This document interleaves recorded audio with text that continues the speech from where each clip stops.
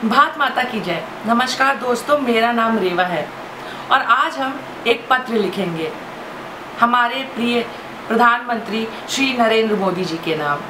प्रिय प्रधानमंत्री मोदी जी, हम आपके जैसे व्यक्ति के लायक नहीं हैं। देश की आबादी का एक प्रमुख हिस्सा अभी भी आपके कार्यों का मूल्यांकन नहीं कर रहा है। आप दिन में 16 घंटे काम करें या चाहे 18 घंटे काम करें, देश को सुधारने के लिए जो आप अपनी नींद का बलिदान दे रहे हैं उसके लिए आप कभी भी प्रशंसनीय नहीं रहेंगे। ये लोग अभी भी छोटे मूर्ख मुद्दों के लिए आपको दोषी ठहराएंगे। ये लोग एक परिवार को 60 साल तो दे सकते हैं सत्ता संभालने के लिए, लेकिन यही लोग आपको शांतिपूर्ण 5 साल नहीं दे सकते हैं।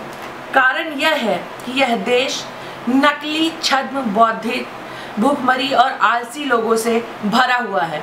यह लोग चाहे भले ही अपने 4 लोगों के छोटे से परिवार को चलाने में सक्षम ना हो, लेकिन निश्चित रूप से यह आपको सलाह जरूर देंगे कि आपको देश कैसे चलाना चाहिए। वाह, लोग आपसे बदला लेने के लिए मर रहे हैं। जैसे कि आपने हमारे देश का प्रधानमंत्री बनकर देश का सबसे घिनौना, सबसे बुरा अपराध किया है। मैंने अक्सर लोगों को यह कहते सुना है कि अगर मोदी आज चुनाव लड़ें तो हार जाएंगे। क्यों भाई?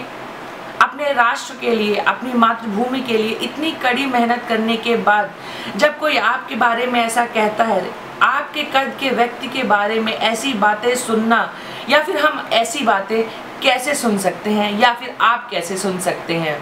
इसीलिए कहते हैं कि हम आपके जैसे कद वाले व्यक्ति के लायक नहीं हैं। मोदी जी, देश की आबादी का एक बड़ा हिस्सा इस बात को स्वीकार नहीं कर पा रहा है कि देश अपने आप को, देश स्वयं को और सशक्त बना रहा है। देश प्रगति की ओर है।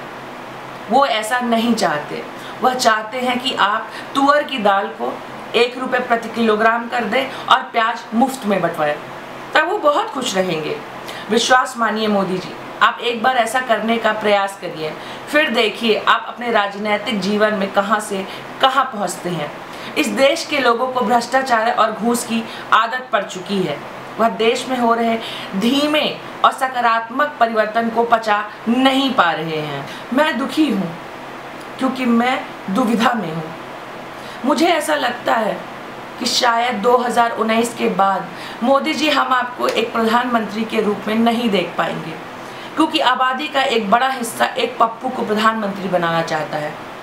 दरअसल जो कि इस मैराथन का हिस्सा ही नहीं था, ना कि आज ना कि कभी भी। ये लोग एक ऐसे व्यक्ति के दास तो बन सकते हैं जो मुफ्त में दाल चावल बंटवाता हो, लेकिन प्रगतिशील विजन रखने वाले व्यक्ति के साथ चलना भी इन्हें गवारा नहीं है। इन्हें मुफ्त के खाने की आदत पड़ चुकी है। हर कोई बदलाव चाहता है, लेकिन मोदी जी, दुख इस बात का है कि कोई बदलना नहीं चाहता। ये वही लोग हैं जो 3G नेटवर्क और स्मार्टफोन के साथ बढ़ती हुई महंगाई के बारे में बात करते हैं। इन्हें 100 रुपये किलो दाल महंगी लगती है और 300 रुपये का 3G रिचार्ज कराना सस्ता लगता है। Really, I mean, look who is talking. आप 300 रुपये, 600 रुपये, 1000 रुपये का इंटरनेट चलाते हो, नेट पैक डलाते हो, और आप दाल की महंगाई के बारे में बात करते हो। एक लोअर क्लास, मिडिल क्लास का आदमी जब महंगाई के बारे में बात करता है तब कुछ समझ भी आता है, लेकिन जब एक इलाइट क्लास के लोग महंगाई की दुहाई देते हैं तो मोदी जी, सच मानिए, हम जैसे भक्तों, या कह सकते हम जैसे मूर्खों को हंसी आती है। मोदी जी, आपको दुनिया के टॉप 10 मोस्ट पावरफुल लीडर्स में रखा गया है, लेकिन इस बात से इस देश की जनता को कोई फर्क नहीं पड़ता। कहते हैं डायन भी 7 घर छोड़कर वार करती है, लेकिन यहाँ की जो जनता है, आधी जनता, गूगल में यह सर्च करना ज़्यादा पसंद करती है कि टॉप 10 क्रिमिनल्स कौन है, और उसका स्क्रीनशॉट लेकर यह आपके प्रति नेगेटिव पब्लिसिटी करते हैं। मोदी जी, अंत में मैं आपसे सिर्फ एक ही बात कहना चाहूँगी कि थोड़ा और प्रयास करें।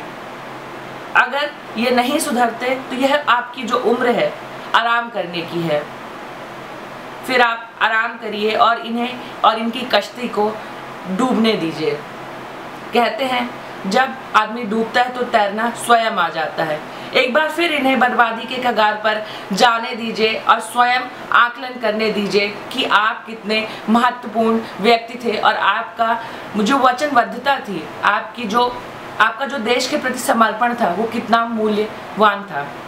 भारत माता की जय। जय हिंद।